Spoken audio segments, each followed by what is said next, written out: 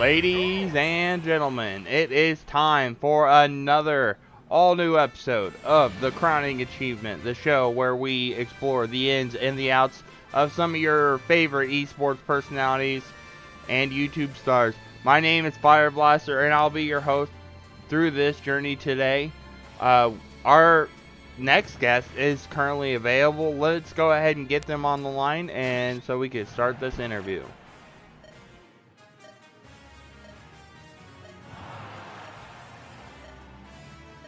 Hello? Hey.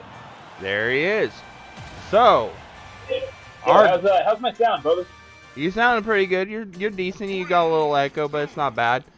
So today's guest is a man who sounds and looks like he could shout or announce anything from the mountaintops.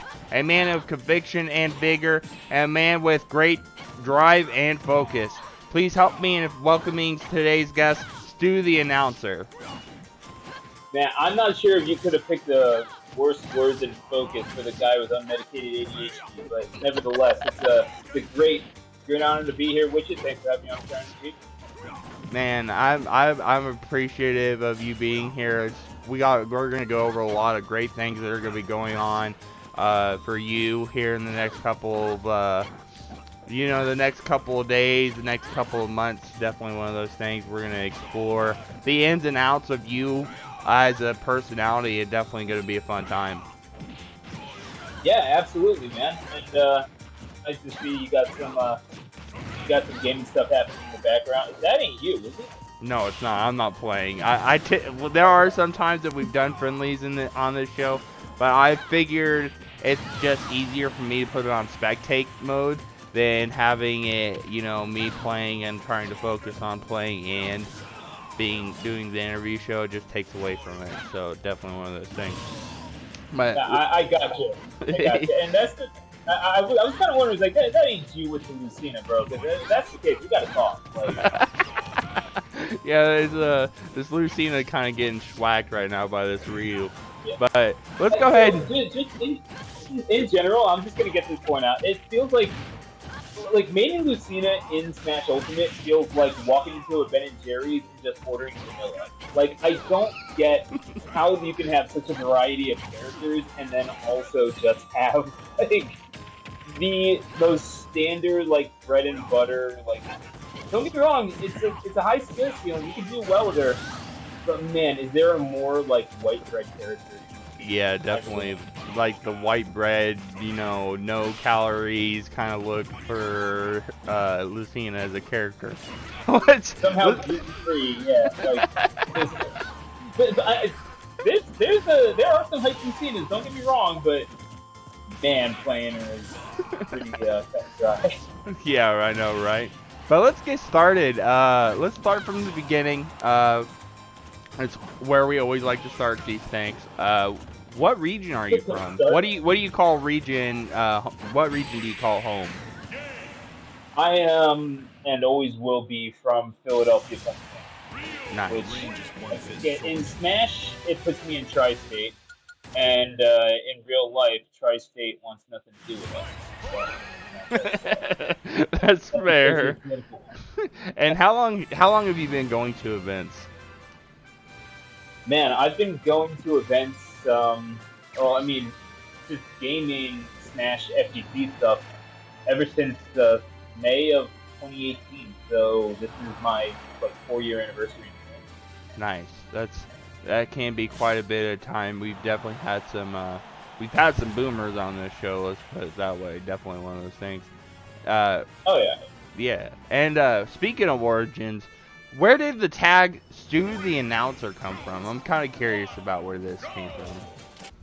My name is Stuart, and I'm an announcer. It's the simple version. You wanted the complex version, so right. I guess I'll just keep that. I was started out in the professional wrestling business. 2012, I did my first match. Eventually worked my way over to the world famous Monster Factory in Colorado, New Jersey, where I got to work with some even more just great people and people who wound up making a real difference in the world of pro wrestling and still are today. But my I just had no idea that this would become a gamer tag. I just wanted to market myself to other companies because I said, well, I think I'm about ready to spread my wings out, not just be the Monster Factory. Let me come up with something kitschy, and just going through all the tags that I could possibly have. Nothing really stuck, but StutheAnnouncer sounded catchy, and I just said to myself, well, I hate it when my name gets shortened to Stu, so maybe I won't do this too much. But StutheAnnouncer is good enough for a good thing, and I'll just have it be that. That was my business email and Twitter handle.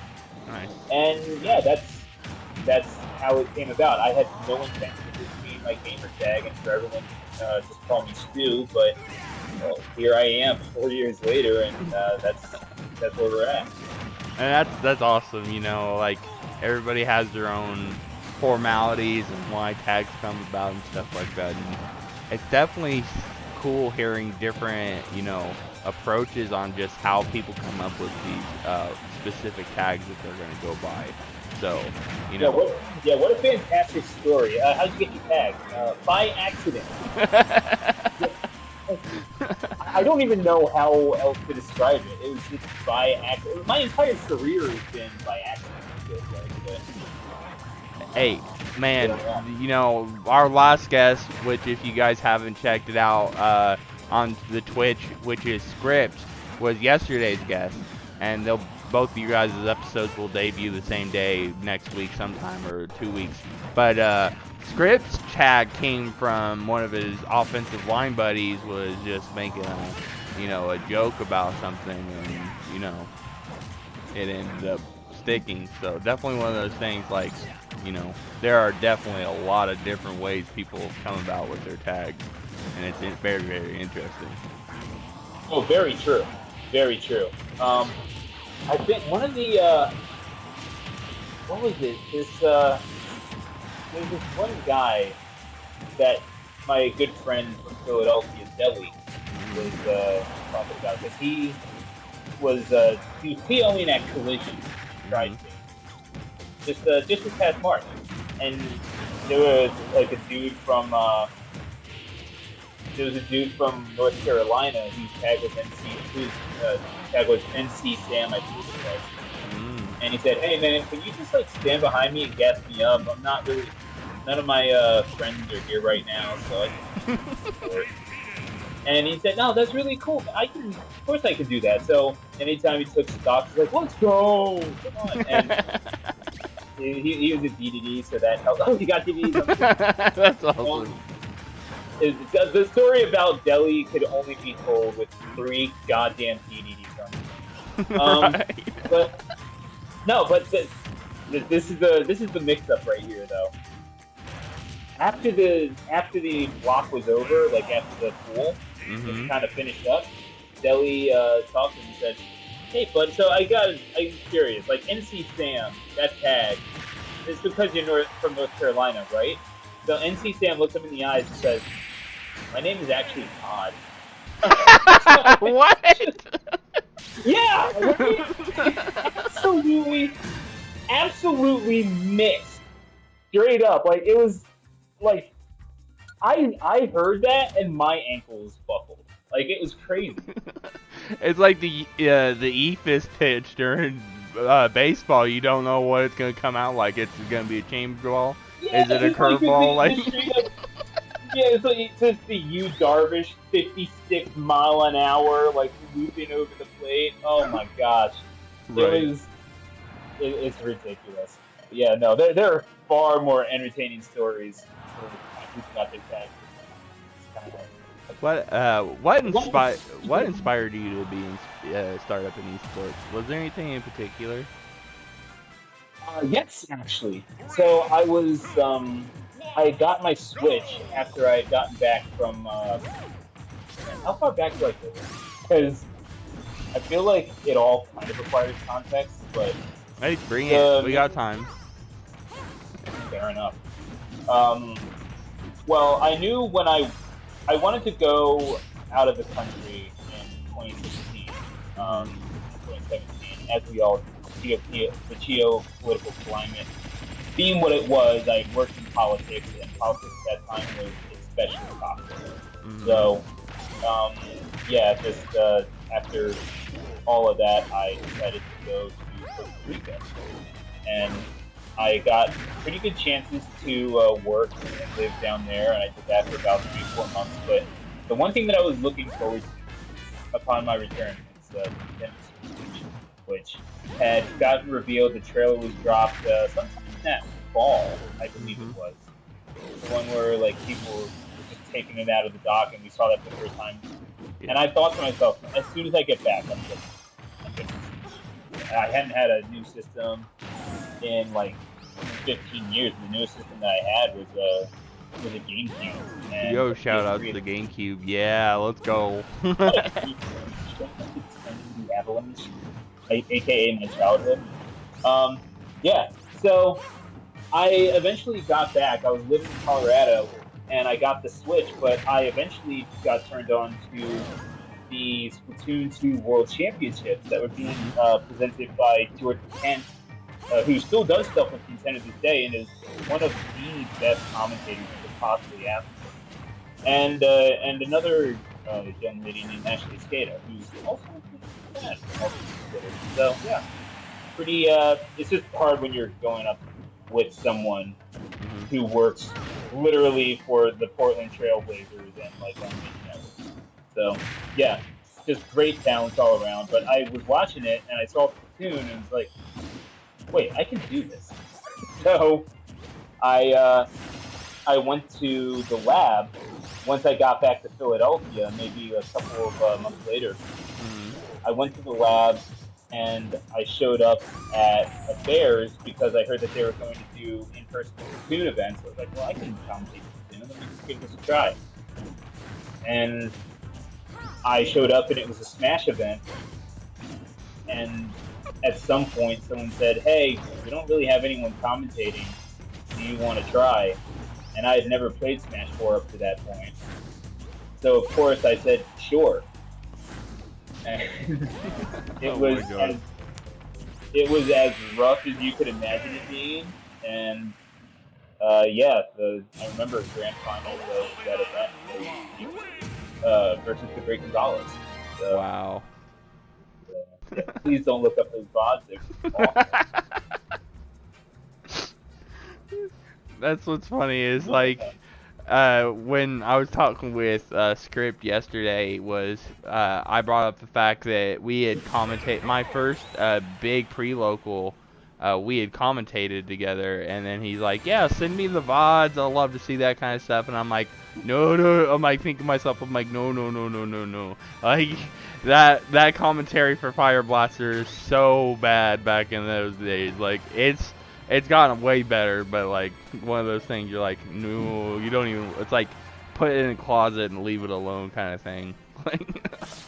Look, we all start somewhere. Right. Our roots are what humble us, generally speaking. So, it is what it is. Right. What would you say you are known for up to this point in your career? God, staying grand finals like a jackass. I really don't know. Known for, I guess I'm just a generally reliable commentator. I don't know, I'm not really spectacular or special, but I am also a pretty damn good MC. Yeah. And we'll be covering that here later in the interview. Definitely one of those things. Yeah, fair. In terms of commentary, I really don't know what I'm known for. I just kind of have my things that I get in. People seem to like them. I don't know. Generally, people are pretty complimentary of my work, which I sincerely appreciate. They're far more complimentary towards the community. And it doesn't even like when being known for something. It doesn't even have to exactly be commentary. If you've done something goofy or whatever, you feel like you were known for. It's definitely there's something up with. I really have no clue. I mean, it's not like I. That's fair.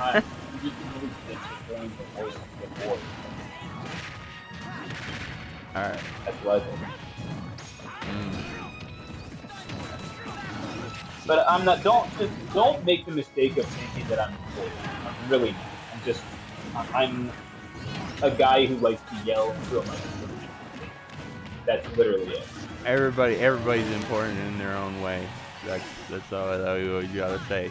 What drives you to succeed at what you do in the community?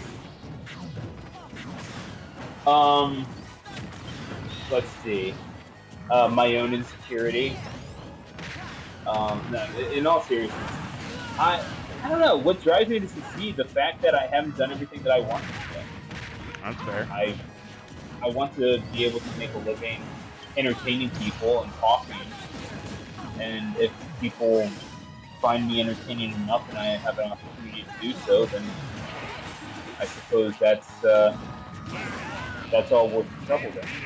Yeah, that's a fair and balanced, drive is the word I was thinking of. That you want to keep going and you haven't gotten exactly what you want yet, so that's great in your own mind.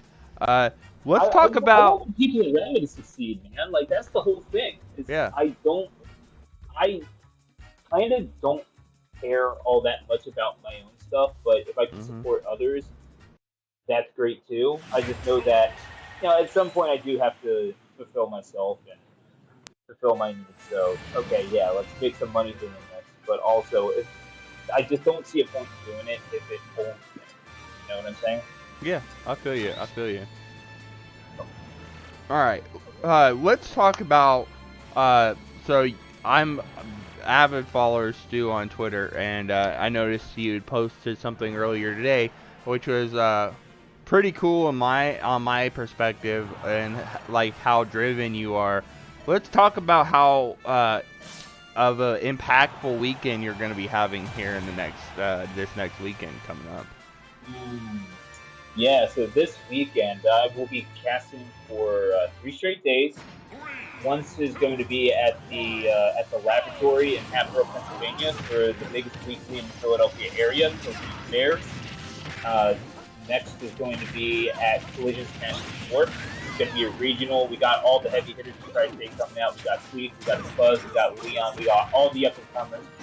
And yeah, it's going to be an absolute killer bracket. Can't wait to get in on that. Sunday is going to be all charged up. The 100th version of it. It's another great local that happens in the Philadelphia area, right? It's actually a 5-minute drive away from Valley Forge National Park. So literally in the shadows of the Revolutionary War, we've got this entire thing happening in Phoenixville, Pennsylvania now. And we've got a couple of people from MDVA driving up, people who have supported all charged up Smash before, ZD most notably among that group. And yeah, it's right now looking to be about a 60-person bracket. It's going to have some more entries on the day of. And it's just a big old celebration of the expansion of the Philadelphia region. Just kind of trying to flex our muscles, maybe defend against the invaders, but all in all, just a celebration of how far this tournament has been. That's awesome. I come from a small scene myself. I'm in Kansas, which Kansas isn't really notable because we have 2 sub-regions. We have SoCan and Kansas City. But my region, where I'm from, we're kind of shafted because we're in the middle of both of those at the same time. We're 2 hours from SoCan, Wichita, homebed, and then the Kansas City, we're 2.5 hours away. So we have a very small scene of like 12, 15 players active. It's one of those things. So, like, growing a small community is definitely one of those things that it feels like, in my opinion, when you have a smaller community that rather than a huge one, it makes you feel more like you're actually part of something instead of being just a number. Yeah, that's kind of the. It's not really a one-to-one comparison, but being a soccer fan and being involved somewhat with the American Outlaws, it definitely sort of feels like that. When you got supporters for this big national thing. And certainly there's a branch in Philadelphia, and we popped up pretty early on. We were like the 14th or 15th branch of AO to pop up. But soon enough, other branches would pop up and just kind of watch games together and hang out and all that good stuff. And it all started from just 3 or 4 people's houses in Omaha, Nebraska, and it's just kind of cool when you're part of something like that and you get to grow it yourself. It's a neat feeling.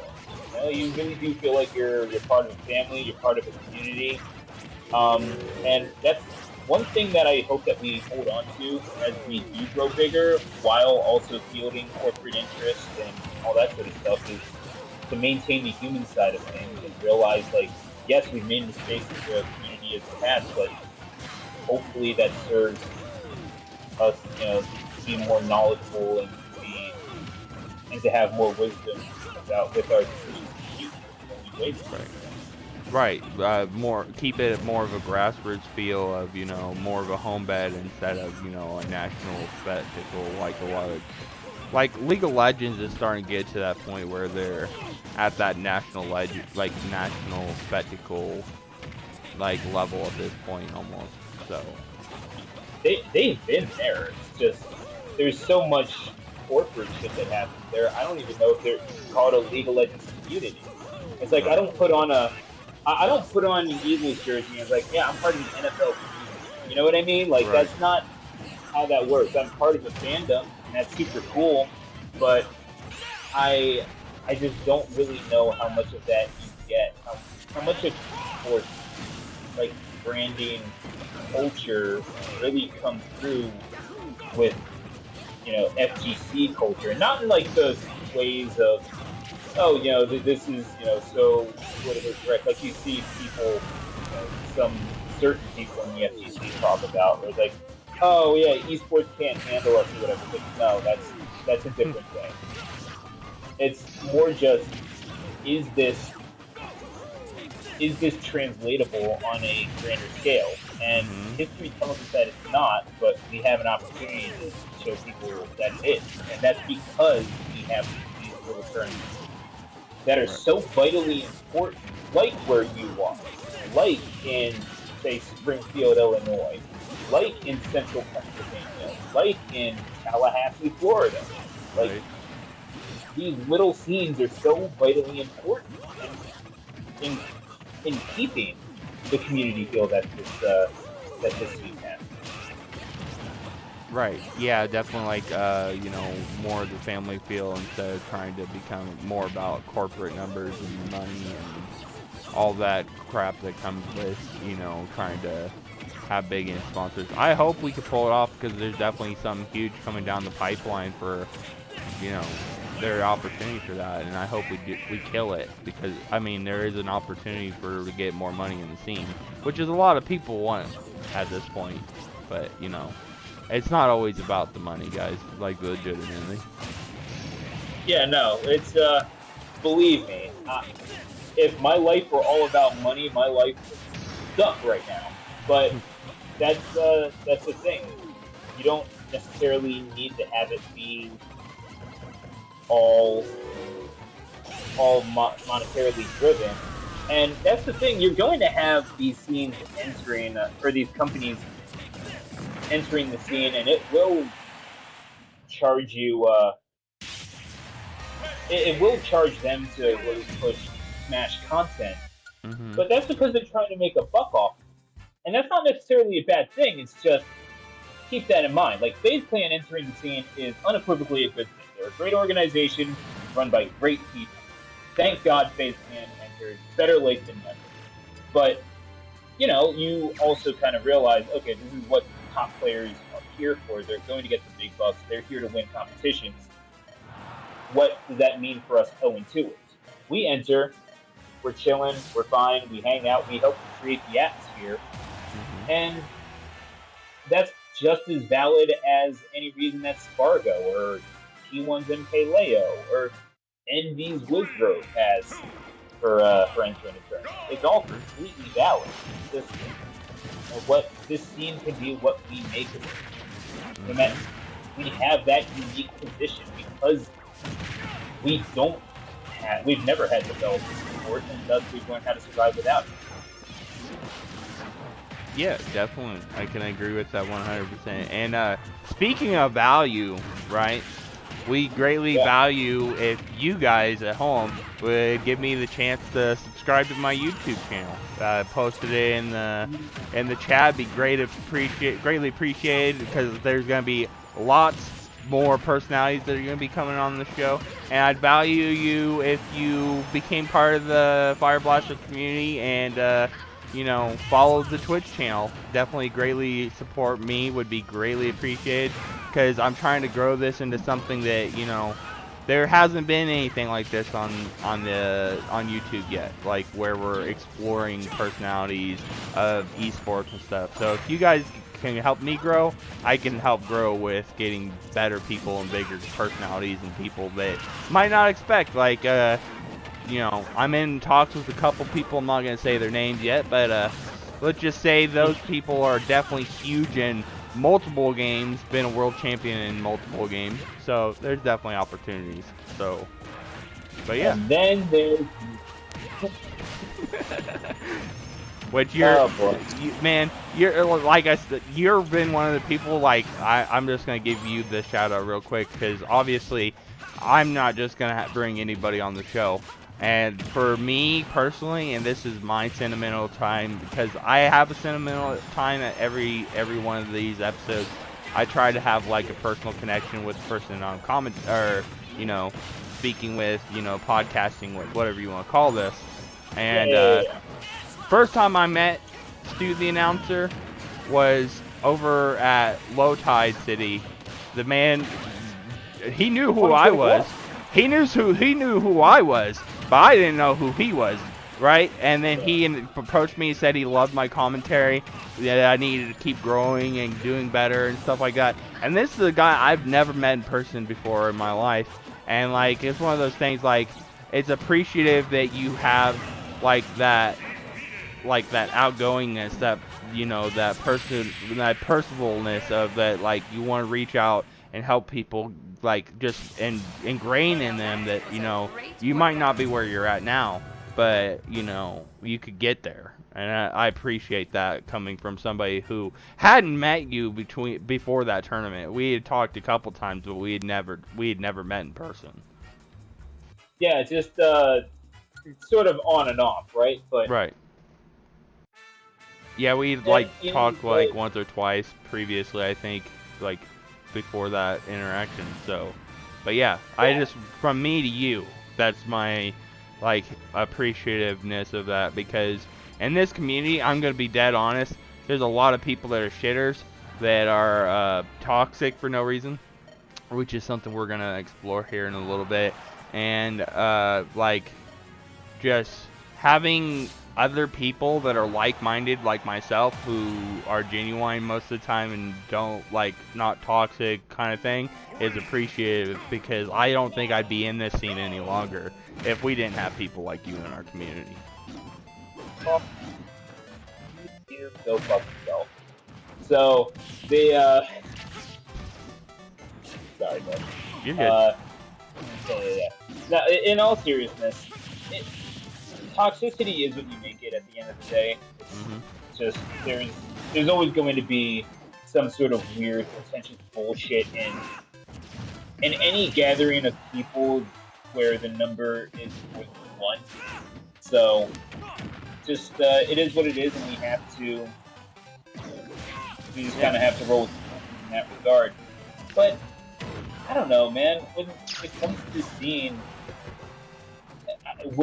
it's going to be here whether we are or not, because it's too sick of a game. What a horrible recovery by that dog. It's going to be like we might leave it, but this scene will remain. So do we want to just take from it, or do we want to give back, whether it be through our deeds or our words, just encouraging someone to keep on with the game after they had a shitty tournament, or just keep helping someone keep up with their commentary, or giving them advice.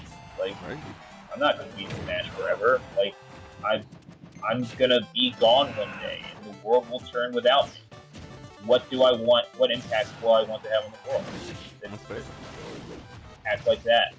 That's fair, and that's why I try to just being a good person, and regardless of the situation, is definitely a good sentiment. But let's get back on track. Let's talk about But enough of the sappy shit. Let's talk some gaming. right. Let's talk. So you touched on it earlier. That you're not only a commentator. That's not your only like gig work, right? You're an MC as well. Talk to me about how that came about, like your first MC work and how that's brought like blossom into what you got now. Man, I started out as a pro wrestling ring announcer, and that was about 10 years ago now, Right. when I started. So I was working at the Eagles Stadium, the Lincoln Financial Field in South Philadelphia, and I was about to go out to one of those games, and I just kind of thought to myself, I kind of wonder how I would have done as a pro wrestling ring announcer. I don't know how to get into that field, but whatever. I'm just gonna put out some work with myself. And I literally just recorded myself announcing the 2008 World Champion Philadelphia Phillies as if they were wrestlers, just like one by one going down, just starting from Oakland, California, weighing in at 180 pounds, shortstop Jimmy Flynn. And I would just go through the entire lineup, sort of like that, because I figured 9 was a sample size. I don't know, like that's just what was going on in my head.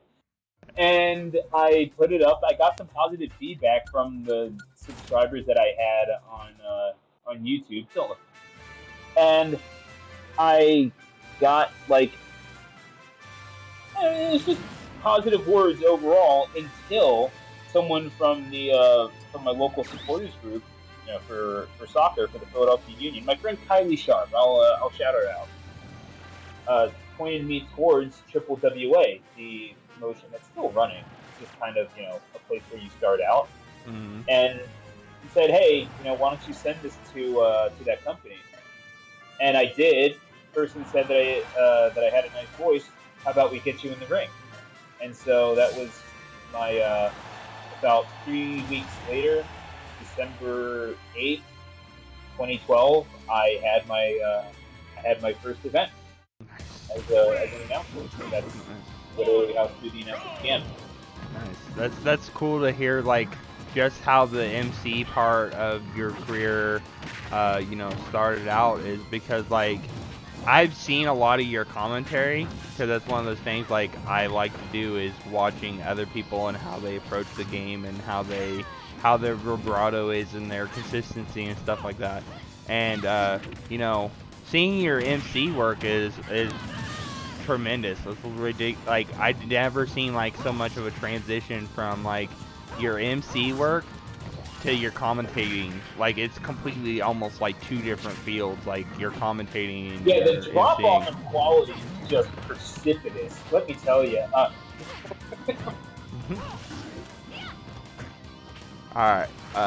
So speaking of being commentating, who are some of your favorite co-commentators you've experienced up to this point in your career? Do you have anybody that sticks out in your mind that you've had like a couple killer blogs, you've had a killer vlog or two, one of those things, like anybody that sticks out?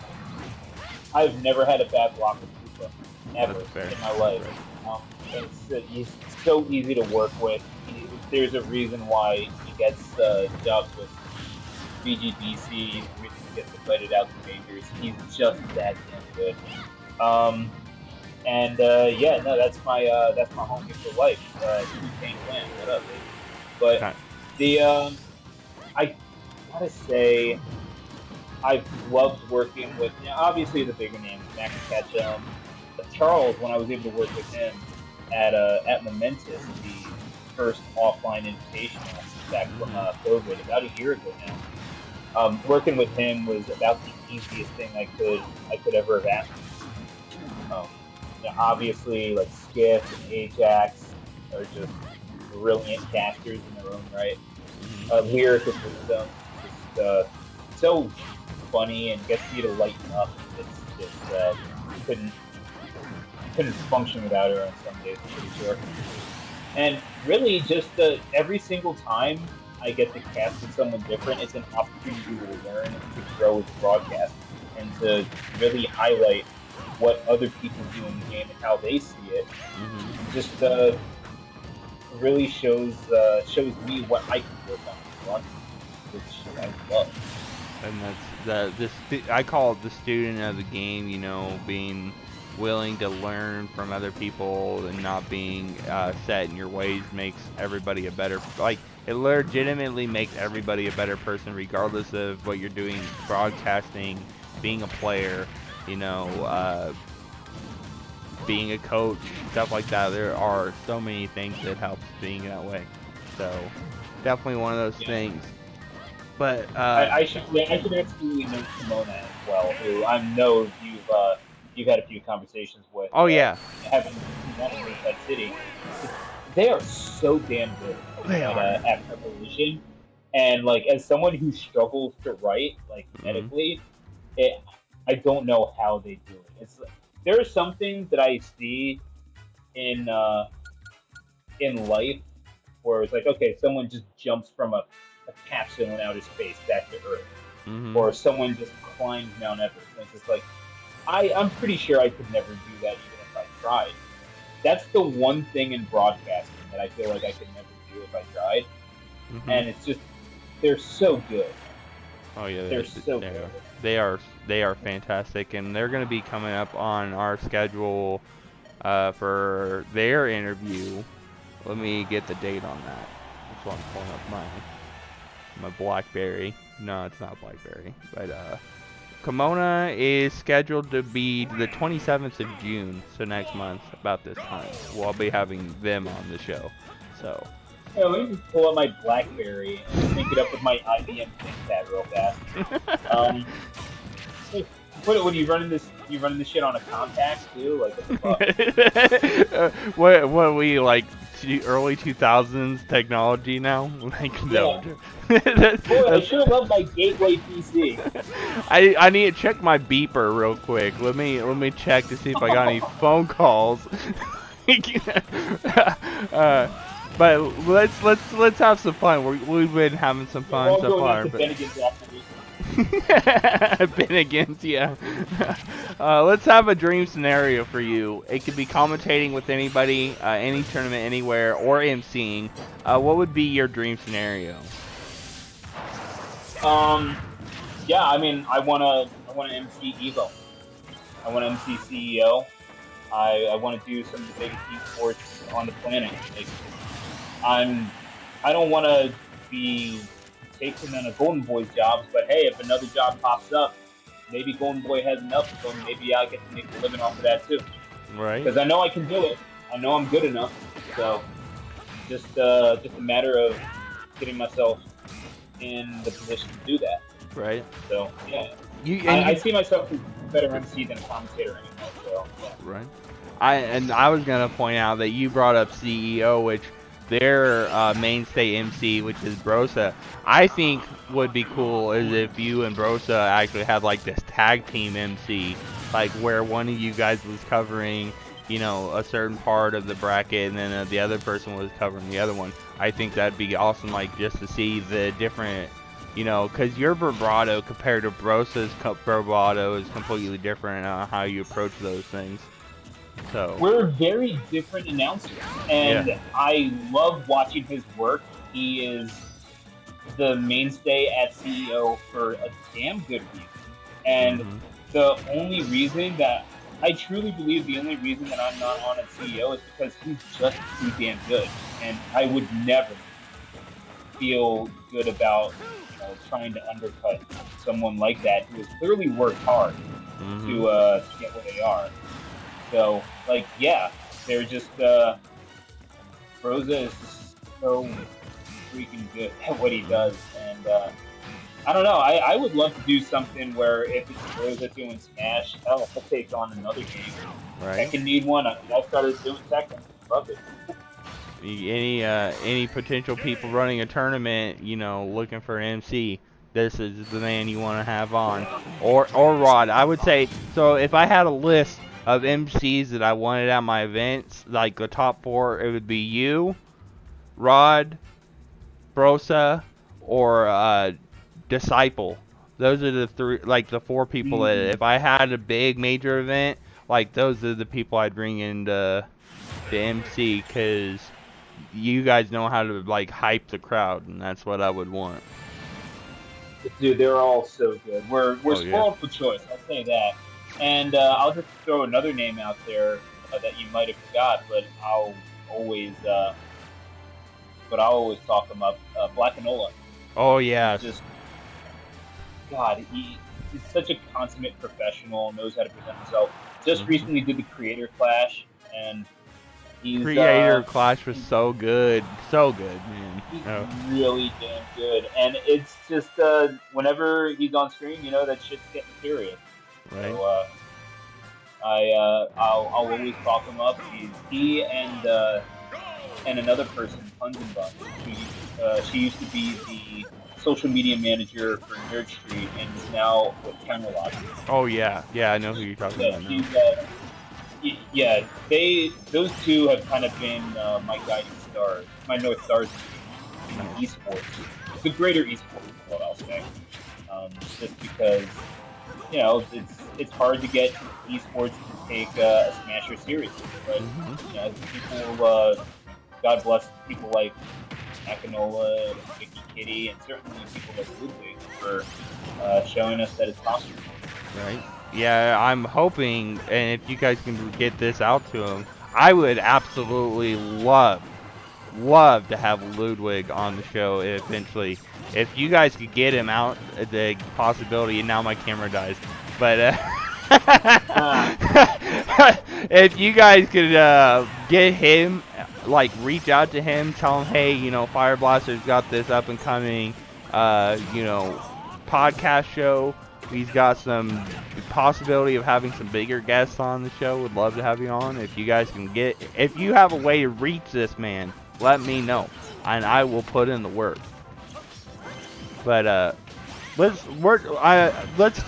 talked about a ton of positive things, and Stu, we're both adults, right? We know that with every positive, there's negatives, right? Obviously. Yeah, of course. What are some of the things that you think are negative currently or previously in our community, and how would you like to change those? And what are the things that you would like to see implemented to make things better or like more convenient for people in general? I mean, just in general, there's not a whole lot that happens in the community that also is a problem at large with either society or human nature. I truly feel that. Like, I understand for a lot of people, Smash is kind of the world, but that doesn't necessarily have to be the case. You know, you step outside, and when you do in fact touch grass, you realize that, you know, this is there's a lot of fucking people out here that don't know what a back air is. Right. So it's and a lot of these problems that exist there too. It's just, you know, sometimes we get sheepish when people do really bad things to one another, and we don't know how to react in those situations. Hopefully, our learning experience as a community lets us step up a little bit more in terms of individuals. But unfortunately, we have too many bad faith actors who want to twist situations for their own benefit, and I just don't take those people seriously. But because they have a platform, they get those views. So that just is what it is. There's always going to be idiots out there, and there will be more idiots that follow them. That's fair. But in terms of like what the scene can do specifically, or what I would like to see change, I just want to see Nintendo actually fucking support us. Like, I know that the Panda Cup stuff, I'm cautiously optimistic. Maybe this leads to them actually sponsoring before at some point maybe it leads them chipping in some money for the pot. Right now, it's pretty clear that Panda could do this all by themselves, and that Nintendo is just kind of saying, "Hey, we're going to let you do this, and we won't kill you for it." So, it's a cynical way of looking at it, but then again, I don't really know if Nintendo has earned the benefit of the doubt at this.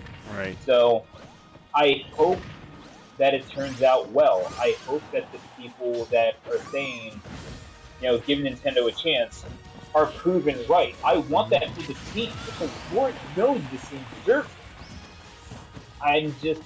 It's hard not to be skeptical after years of seeing outright animosity and almost death by negligence shown to a scene, and I don't know. I'd like to see that, and if that can happen and can coexist, I think that's the perfect world. But I don't know. I get that IPs are valuable, whatever. So you gotta do that. Right. Yeah, I mean, that's why we give you the opportunity to talk about that kind of thing. Is like, we want some changes. It's definitely one of those things, and everybody's perspective is different on these kind of things, So it's always nice to hear your perspective on this. But now is time for the marquee question of this whole ordeal. The crowning achievement, right? The headliner. The reason why I wanted to bring people onto the show is getting Origins, right, and highlighting you guys as commentators, as TOs, as players. I wanted to highlight. Buddy, I'm so ready. I am ready. So, what would you say is your crowning achievement? If you could put, like, I'm a K-Rool main, obviously, with my branding, everything. I'm a K-Rool, I die hard, I wanted this character in Smash forever. What would you say your crowning achievement is? Man, just in general? It's what this is your time, this is your deal. This could be whatever you want it to be. It could be something small, insignificant that happened to you at a tournament that you found that it was awesome. It could be some big, extravagant event that you didn't think you were gonna get. It's whatever you want it to be. It's your crown. Like you put it on your head. You're making yourself the king of this situation. I mean, I guess it was just, man, I do pride myself as an announcer, and really just being able to work at the Monster Factory was so cool. And getting to work at the ECW arena, like, holy crap, doing that with Wildcat Pro Wrestling, a promotion based in New Orleans, Louisiana, that's run by Luke Hawks. Shout out to him. Nice. Getting the opportunity to do that through the Monster Factory was absolutely tremendous. And other than that, I mean, that's kind of, I guess, my achievement as a professional. That's cool. I don't know, like as a person, just kind of feels. No, I don't want to get too, but ultimately, just kind of realizing that a lot of things that I had trouble with in terms of ADHD, depression, mental health, and all that kind of stuff. Yeah, that there was help for that. Because I tried to do everything by myself, and folks, if you have access to medication to help you with that stuff, take it. Like, don't be prideful. Don't try to do anything that's gonna be like, oh yeah, no, I can do this all by myself, and medication is a sign of weakness. No, getting help is a sign of strength. Knowing that you cannot do it alone, like, there's no reason for your pride in this.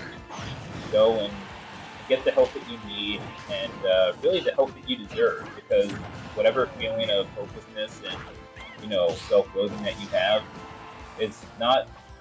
That's a behavior that is learned and unfortunately is conditioned. That's really eased through our brains and and how we are. Like, this is the nature of depression. So, yeah, man, just kind of realizing that none of that stuff is my fault and kind of shedding that guilt it helped me a lot. It helped me find love with a lot of my friends that I have today. It helped really, it helped me in Smash as well. Just kind of keep a level head about myself. Showed that there were a lot of situations in my life that I really did not need to accept. And it was a lot easier to kind of come to that conclusion after that. So yeah, I'd say shedding the guilt from my childhood.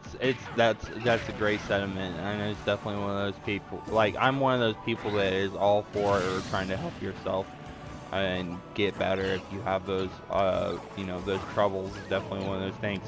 I struggle with it myself. It's like I'm a depressed person. I have ADD. I have ADHD. I'm on the spectrum for being autistic. So every day is a struggle. One of those things. And if you feel like you need to get help, get help. Like, don't be afraid to not get help, because we don't want to lose anybody that's valued in our community. We don't want to see anybody valued as a person or anybody in the world, period. If you don't feel like you're valued, you definitely are valued. So definitely one of those things. So don't You've got worth, y'all. right. And Yeah. It might be hard to hear and you might not believe it. Just know that someone else can believe it for you. So Right. All right. So let's get off that subject. Now is time for us to open questions to our audience. Anybody that is in the Twitch audience or anybody that's in the YouTube comments down in the future have any questions for Stu, this is the opportunity to ask or get those questions answered now. If you're on the live audience, if you're in the comments, obviously we'll have to wait for those later. But this is your time. This is your time to ask those questions. And while we're waiting for some of those to trickle through, if we get any, now it's your chance to put on the coaching cap. Right? You get to be coach. You get to be Coach Stu, the announcer. You're gonna try to be your best John Madden, right? Do you have any advice for players, fans, casters, or competitors out there who are currently in the game, or anybody in the future that are watching this once we get blown up and we're huge at that point? I don't have ever any intentions of that, but if it does happen and you're watching this in the future, what advice do you give as Stu the announcer to these new people, or the current people for that matter? what, to new players? Players, fans, casters, competitors. Any kind of advice for any of them, period. I mean, yeah, if a player is seeking my advice, then they are truly lost. But it's, I mean, just as a caster, the communication is so critically important in so many aspects of life. And if you get good at casting, if you get good at communicating and conveying things to a wider audience, then that automatically makes you a better communicator in other aspects of life. It's just a matter of you have to convey something not just to the person that you're talking to, and I will say that's important, to the person that you are talking to on commentary, because you're generally doing it with someone else. So once you have to do that, and you're focusing on that, and also making it so that a wider audience understands what you're talking about to that other person, you automatically become a better public speaker. You automatically become just a better communicator in real life. You get just a little bit better at explaining things to your parents, to your other family members, to your friends. It makes things a lot simpler for yourself, and maybe save yourself a little bit of frustration. So that when someone doesn't get something and you're explaining it to them, at the very least you can say, "Well, fuck it wasn't my fault." That's great advice. One of those things, like communication is a huge deal, and for everything, like you said, and that's good sentiment. you know, just be willing to listen, not just talking, but also listening as well, goes a long way. Conversation's a two-way street. Okay. We're starting to get towards the end of this conversation. Let's go ahead and let's do some more wrap-up stuff. Future events coming up for Stu that we had some we covered earlier. Do you have any in the next coming month or two that you wanna, you know, like, hey, you know, you wanna see me? This is where you can find me. Yeah. I am going to try to start streaming again soon. So if you want to, go ahead, twitch.tv/StutheAnnouncer. That is STU the announcer. I am always available for MC duties. I'm always available for commentary. So get at me on Twitter at StutheAnnouncer or at my business email. That's StutheAnnouncer@gmail.com. And yeah, if you want the you want a big voice with a bigger heart, then yeah, that's where you go. Nice. That's also nice. You kind of wrapped two of my questions up in one there. Do you have any shout outs or anything you would like to promote at this point, like in the interview? Yeah, you know what? I guess as far as my announcing stuff, I'm the announcer for Kansas City Lacrosse Club of the National Lacrosse League, which we just wrapped up our first season. Pretty good effort by the boys. Just barely missed out on the playoffs. But yeah, looking forward to next season. That'll be starting up late November, early December. And other than that, I'm always looking for more gigs. So that's I'm going to be emceeing a couple of things. I don't know what I'm really allowed to say right now. That's fair. But yeah, you will be seeing me back on the mic. You might even be seeing me in Texas soon. So yeah. Maybe if he's down in Texas, maybe by an event coordinator that we've already had on the show. Maybe a big event that they've got excited about and finally getting to run. You know, it's possible. Yeah, no, hey, the thing is, I've never stopped grinding, but you might just see me rise. So with that, I will send it over to you to wrap it up. Awesome. So thank you, Stu. We greatly appreciate you coming on the show.